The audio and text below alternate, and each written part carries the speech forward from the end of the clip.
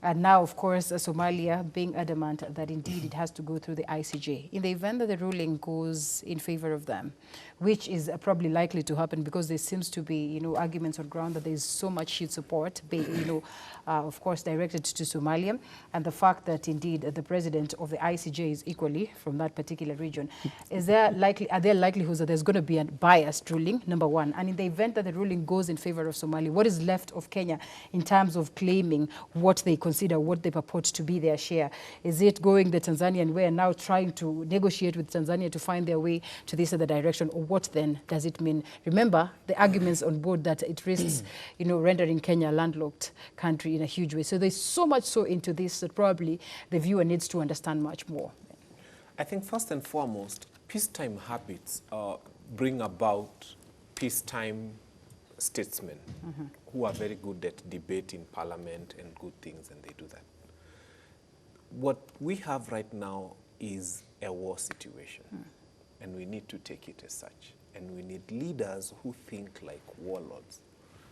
When you have had uncontested jurisdiction over a property since independence, and then someone wakes up one morning after you've stabilized their nation and decides that that is part of their territory, and you decide to go into a negotiating table with them, you who is going into a negotiating table with them is the one who has a problem in the brain.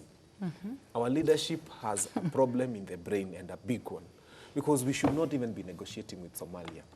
When you're going to the bargaining table, if you look at that map the way it's drawn, Somalia is drawing a diagonal line southwards. Yes, southeast. Yeah, southeast. And Kenya is drawing a straight line. Kenya should have started by drawing a line upwards, okay? When you go to the ICC, if you're taking yourself to the ICJ, sorry, if you're taking yourself to the ICJ, start by making an unreasonable demand, because in the first place you got an unreasonable demand. Okay. You don't come and say ours is a straight line. You say, in fact, we discovered along the way that our border goes upwards. So that now when you go into a negotiation with these people, you're actually fighting to the point that Kenya might actually get more land on the sea as opposed to getting exactly what they wanted. But what kind of leaders do we have?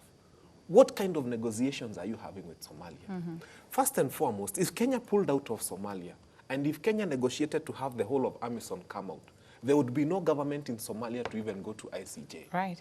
We are spending our taxpayers' money to finance a government that is taking us to the ICJ.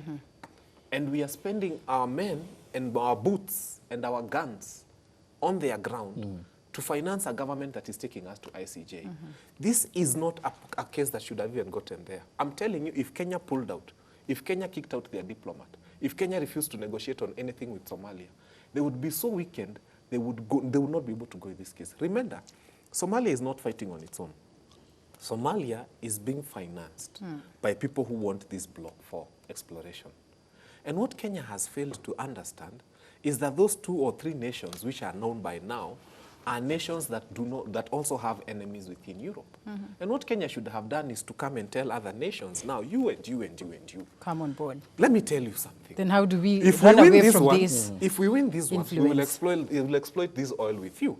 Kenya should now have been negotiating with the US and Germany and many other countries and telling them now, we have a block. We're trying so hard to run away from, being an Africa that is influenced by the West. So that is also a way of trying to say that we're welcoming them. If Kenya goes into a war with Somalia, which is what these other powers want, they'll still come in. They want now to give weapons and arms, and we shall not be fighting with Somalia. We'll be fighting with another force that is supporting Somalia. So what Kenya needs to do is to think and realize that you can get other people who also have an interest in this and pull them to your side.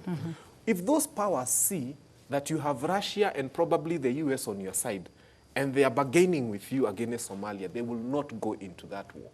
Because they know now you have the backing of Russia, for example, or the US or any other nation.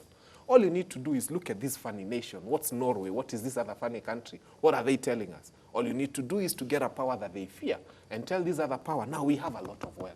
We will give you, in fact, we want to sign the contracts, but let's first win this. Then how does that make us safe all the same? This is what you're trying to do first. For a region to be specific, what we are trying to do first is to make sure that this thing does not go to the ICJ. Because we are definitely going to get an unfavorable ruling. Of course, we waited until the milk is spilled. It's too late, yes.